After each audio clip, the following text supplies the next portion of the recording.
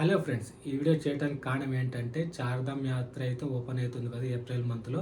So అందుకనేసి ఈ pass registration ఎలా చేసుకోవాలి అనేది నేను ఈ వీడియోలో అయితే చెప్తున్నాను. మీరు వీడియో ఎక్కడ స్కిప్ చేయకుండా చూడండి, సబ్స్క్రైబ్ చేసుకోండి. సబ్స్క్రైబ్ చేసుకున్న తర్వాత బెల్ సింబల్ అయితే క్లిక్ చేసుకోండి, అలాగే వీడియో లైక్ చేసుకోండి. మ్యాటర్లోకి అయితే వచ్చేస్తున్నాను. 2025లో నేను చార్ధామ్ యాత్ర వెళ్ళినప్పుడు హరిద్వార్లో ఆఫ్లైన్ అయితే నేను రిజిస్ట్రేషన్ చేసుకున్నాను. ఇలా రిజిస్టర్ చేసుకునేది ఇలా ఇస్తారనమాట, ఒక పర్సన్కి ఒకటి ఇస్తారు. బట్ మనం ఆన్లైన్లో చేసుకుంటే 7 మెంబర్స్కి అయితే ఒకే రిజిస్ట్రేషన్లో ఉంటుంది. సో నేను ఆఫ్లైన్లో చేసుకున్నప్పుడు 4 అవర్స్ అయితే క్యూలో నిలబడ్డాను, చాలా కష్టపడ్డాను. సో నాలా మీరు ఎవరు కష్టపడకూడదు అనేసి ఇది ఆన్లైన్లో ఎలా రిజిస్ట్రేషన్ చేసుకోవాలో నేను ఈ వీడియోలో అయితే చెప్తున్నాను. మన పర్సనల్ ఫుల్ డీటెయిల్స్ అయితే ఇవ్వాల్సి ఉంటుంది ఈ రిజిస్ట్రేషన్కి అయితే.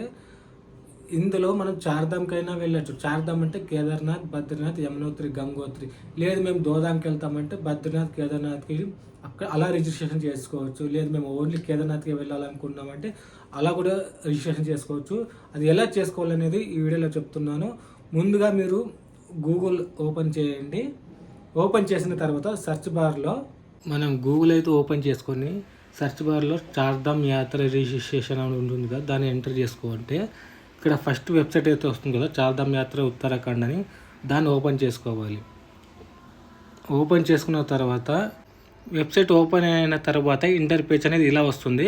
కిందకి స్క్రోల్ చేస్తే ఇక్కడ రిజిస్ట్రేషన్ చార్ధామ్ అని ఉంటుంది కదా, ఇక్కడ వచ్చేసి ఇండియన్స్కి, ఫారెన్స్కి ఉంటుంది. మనం ఇండియన్స్ కాబట్టి ఫస్ట్ మన నేమ్ అయితే ఇవ్వాల్సి ఉంటుంది. నెక్స్ట్ వచ్చేసి మన మొబైల్ నెంబర్ అయితే ఇవ్వాల్సి ఉంటుంది.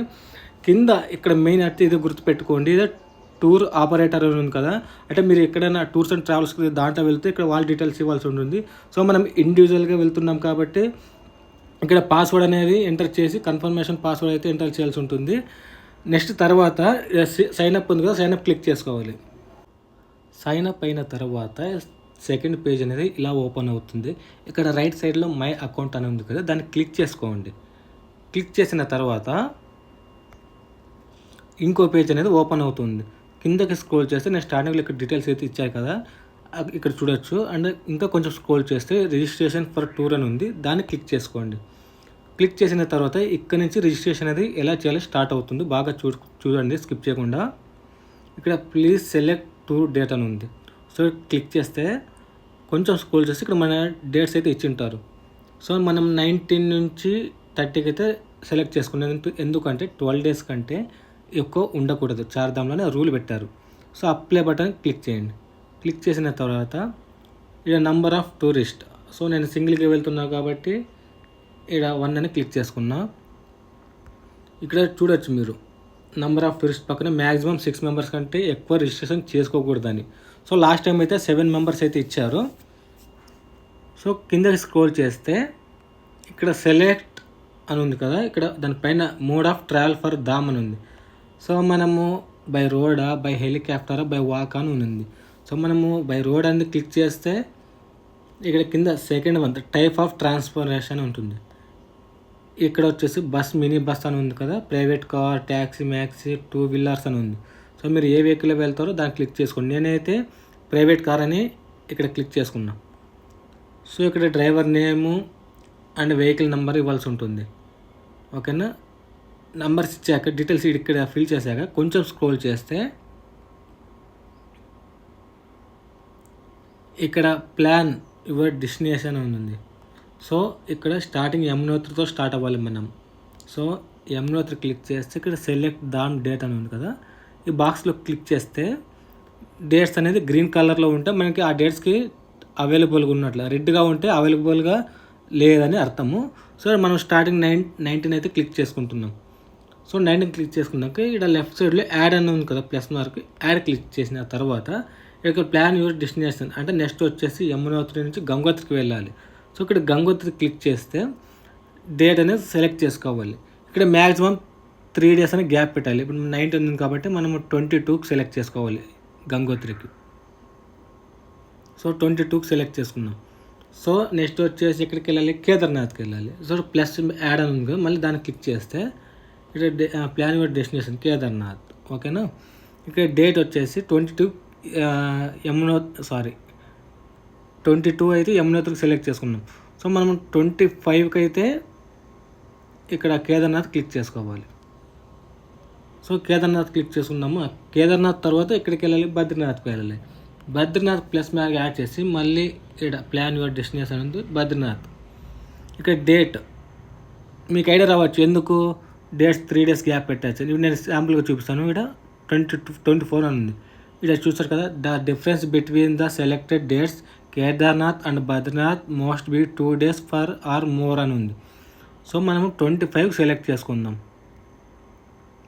25 కూడా రాలేదు, ఓకేనా. సో 26 సెలెక్ట్ చేసుకుంటే ఇక్కడ చూస్తున్నారు కదా 27, అంటే ఇక్కడికి 3 days అనే మ్యాక్సిమం గ్యాప్ ఉండాలి అని అది రూల్ అనమాట. సో నెక్స్ట్ కిందకి స్క్రోల్ చేస్తే ఇక్కడ సేవ్ అండ్ క్రియేట్ టూర్ అని ఉంది. దాన్ని క్లిక్ చేసిన తర్వాత సేవ్ అండ్ టూర్ క్రియేట్ తర్వాత ఇలా మనకి టూర్ క్రియేటెడ్ సక్సెస్ఫుల్ టూర్ అని వస్తుంది. ఇక్కడ కోడ్ వస్తుంది.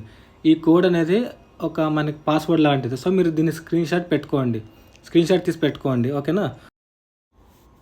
ఆ కోడ్ వచ్చింది కదా, కోడ్ వచ్చిన తర్వాత క్లోజ్ అని క్లిక్ చేసిన తర్వాత ఇంకో పేజ్ అనేది ఓపెన్ అవుతుంది. ఇక్కడ కొంచెం స్క్రోల్ చేస్తే ఇక్కడ ఆధార్ కార్డ్ నెంబర్ అని ఎంటర్ చేయాలి. సో ఆధార్ కార్డ్ నెంబర్ అయితే నేనైతే ఎంటర్ చేశాను, మీరు కూడా ఎంటర్ చేసేసేయండి.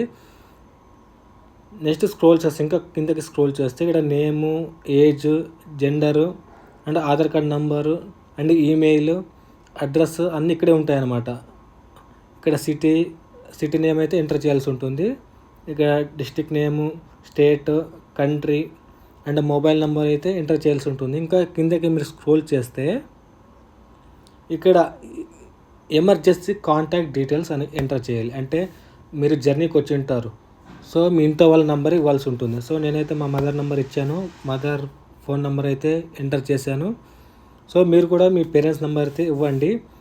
అండ్ కిందకి స్క్రోల్ చేస్తే ఇక్కడ అడుగుతుంది contact person relation. So mother అని క్లిక్ చేయాలి. ఇంకా కిందకి స్క్రోల్ చేస్తే ఇక్కడ మెడికల్ కండిషన్ ఉంటుంది. సో ఎన్ఏ అని క్లిక్ చేయండి. సో ఎన్ఏ క్లిక్ చేసినాక మీరు డాక్టర్ అయితే డాక్టర్ క్లిక్ చేయొచ్చు.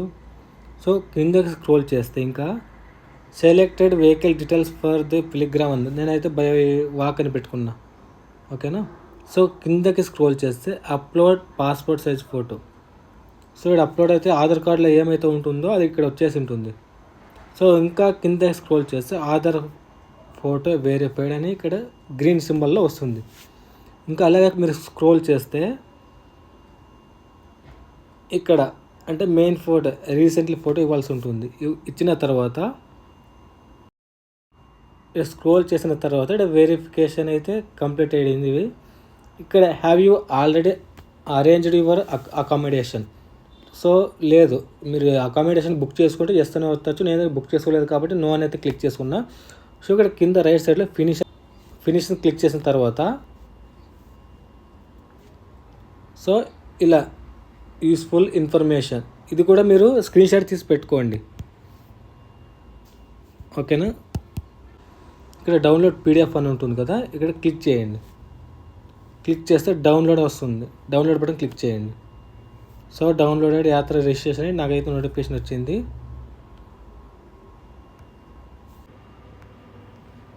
ఫైనల్గా అయితే ఈ పాస్ రిజిస్ట్రేషన్ చార్ధామ్ యాత్ర అయితే కంప్లీట్ అయ్యింది. ఇవన్నీ మనం ఇచ్చిన డీటెయిల్స్ అనమాట. యా డేట్కి, యా లొకేషన్కి, మన పర్సనల్ డీటెయిల్స్ అన్నీ ఇక్కడ ఇందులో ఉంటాయి.